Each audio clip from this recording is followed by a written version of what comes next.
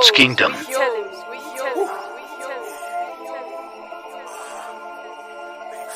that house now. I'm back. To the top, I'ma make it. Niggas just can't take it. To the top, I'ma make it. To the top, I'ma make it. To the top, I'ma make it. To the top, I'ma make it. Niggas just can't take it. Yeah. Yes, sir. And we're back, man. Fresh off a hot loss.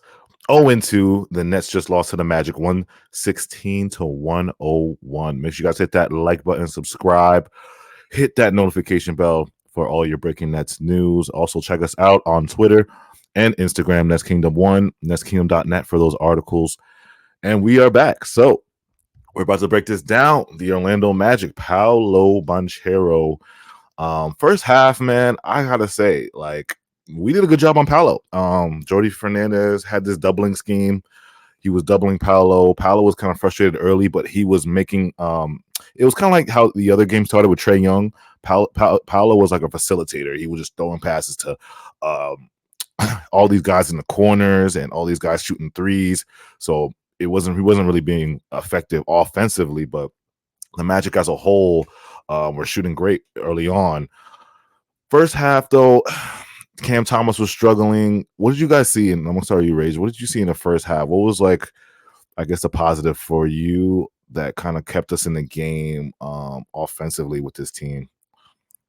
Well, we had in that first quarter, Dennis Schroeder was really playing his butt off on both sides of the ball. He kind of led us in that run in the beginning. Yeah. And we saw creation from him in terms of, like, getting to the rim. He had some nice drives and getting some shots of his own. Yeah. We saw, like, a Zaire three, which was pretty good and like when you got in.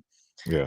It was in terms of that we had our ball movement with Ben Simmons. It was like he wasn't as like aggressive with in terms of like taking it in, but he's always like trying to feed guys, and that's what we did have. But it was just kind of it was kind of a lot of that. We had our ball movement and just kind of moving around as much as we can. Yes. Go ahead, Si. What was your first half thoughts on the Nets? So first half, Dennis Schroeder was playing really well. Yeah. We gave you 14 points. He was getting to the rim, creating for himself, creating for others. But defensively, like, we did a really good job packing the paint. And the second Paolo got the ball, we would just double or triple team him, force it to other guys' hands. And, the Magic weren't really hitting their threes, so we were doing a good job there. Yeah. On the other end, defensively, the Magic were also, Magic, great team defensively. Yeah. A lot of size, a lot of length, giving Cam Thomas a lot of trouble. He was 1 for 7 in the half. Yeah. Nobody could really get to the rim, so we were relying a lot on Schroeder and outside shots to really stay in this game. Yeah, and credit to Schroeder. He was playing like his life depends on it. I know he wanted the bragging rights with his German buddies, the Wagner brothers.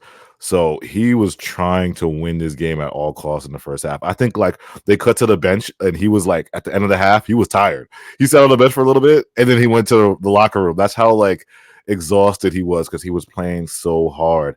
Now we get to the third quarter, and this is where the game gets blown wide open. The Nets got outscored in the third quarter, 32-25.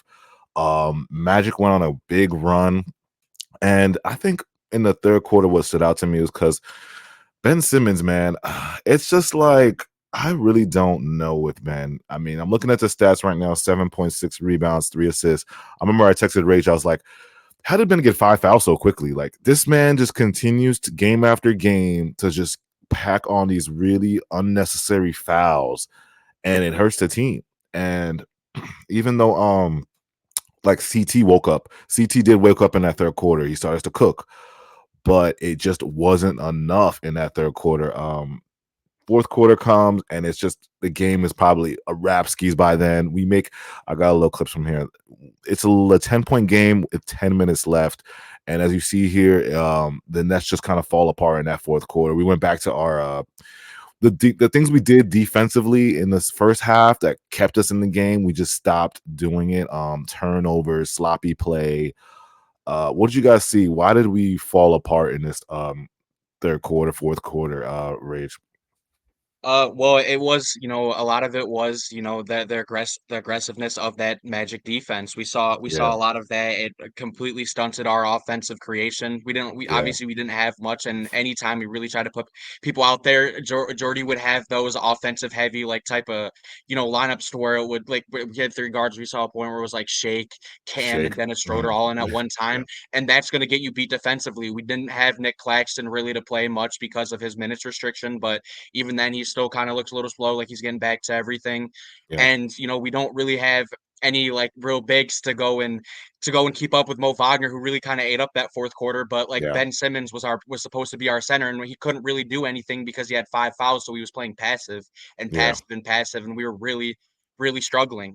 I've never seen a team play Cam Thomas so physically, yeah, and it really messed us up, and we didn't really have any of that creation with them playing as good as they were. We know, like Sife said earlier on, they're already a good team with a lot of length, and that really messed us up. We already knew going into the season that we kind of struggled with our on ball creation, and that it was just kind of Cam and it was just kind of Dennis, yeah, doing anything. And outside of that, we don't have much. And if they're fluidly switching like they were, and just playing defense and kind of on our butts with literally everything, there was nothing really for us to do.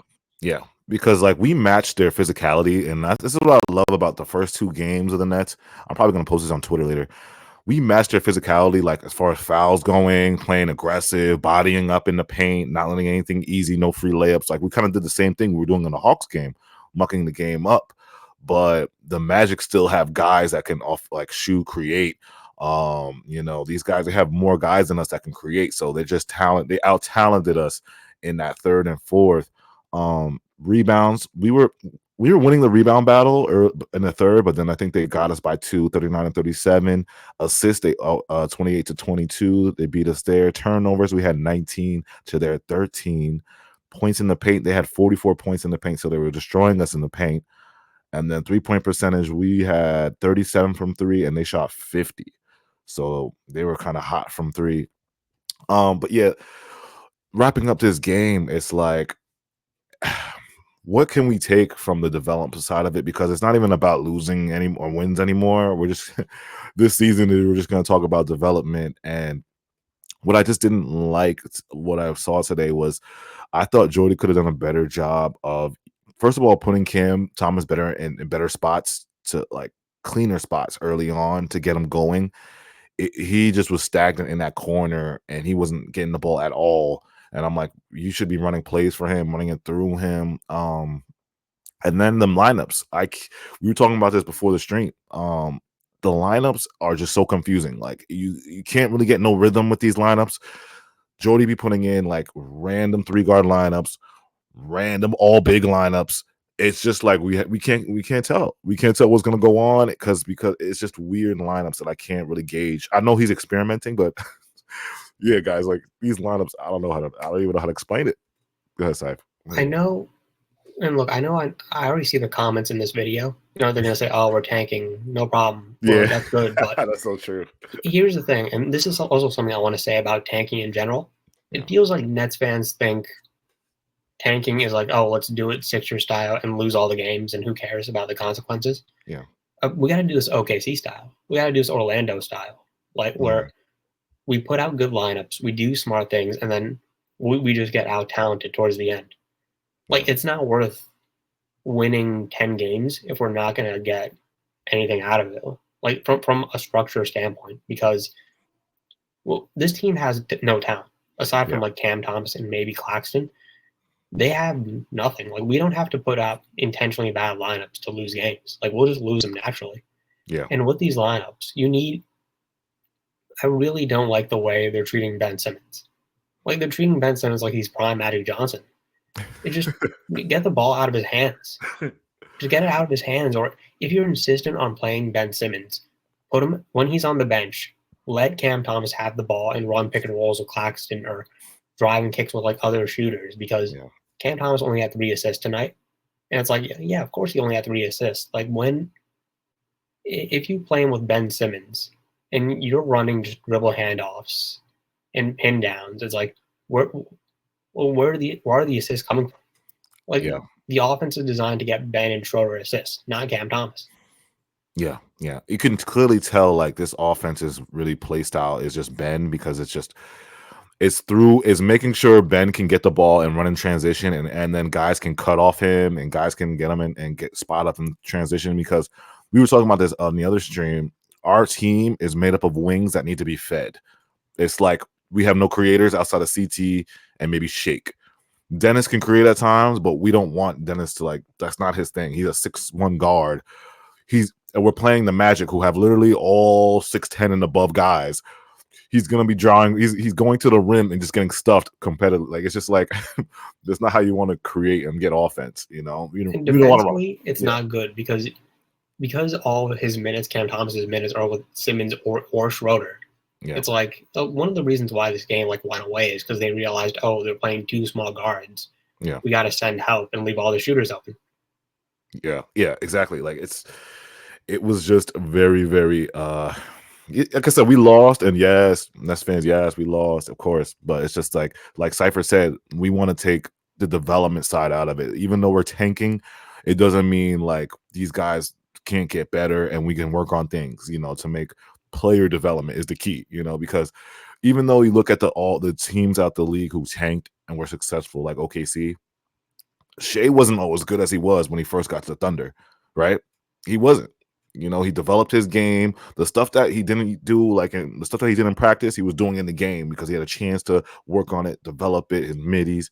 This is where you get your work in. So when we they traded Chris Paul and Dennis Schroeder because they wanted to develop SGA's on-ball playmaking. Exactly. So, and look at Shea now. He's a great playmaker. He can probably average almost 7 assists, 8 assists now. So it's like, these are the moments where when we do get the Cooper flag, A's Bailey, AJ, when we start building, this is where like these guys, Cam Thomas, Clax, Clowney, Jalen, this is where you get your development in and things to do work on during the line and during the future. So like I said, it was a good loss, great loss, but you know, we have to criticize the little things. Again, make sure you guys hit that like button, subscribe. We'll be back. Let us know in the comments what you guys think about the Orlando Magic game if you watched. If you probably didn't watch, you know, we make it competitive. You know what's funny about the Nets? We have these two competitive losses. I mean, I'll say this was a competitive loss too, but it's like our defense and us playing hard, it's just very interesting against these two teams. Like, we do be keeping it close. You know what I'm saying? Like, sometimes I'll be watching and I'll be like, wait, are we really that bad? Are we that bad? Or is it like, I don't know, my bucket? Hey, we used to not contest 3-pointers, so it was it's a lot different when people are, you know, diving for loose balls consistently, besides just Blake Griffin doing it. You know, we have almost everybody doing it. You know, we got Noah Clowney going for it. We got Zaire Williams going for it. And Dennis Schroeder goes flying. Guys are running to go and pick him up, but it's also too, you know, got the consistency of, like, you know, trying to move the ball around, also continuously moving around and having guys just continuously try and move and play their butts off is, you know, it's gonna win you. It's gonna keep you in games at least for a little bit. Yeah, that's what I'm like. It's gonna keep us in games. So it's like I'm watching like I'm in the third quarter. I'm texting you. I'm like, we are in a competitive game against the Magic, and we are almost winning this game. I'm like, how is this happening? When Magic are way better than us. The Magic are going to be like probably a top 4 seed in the East. You know, they're going to be that good. So it's like, it's just weird like that. But we'll see. We'll keep going. Make sure you guys hit that like button, subscribe. Again, netskingdom.net for the articles. Our Twitters are scrolling at the bottom. Nets Kingdom 1. We have more videos coming soon. Appreciate you guys so much. We'll be back.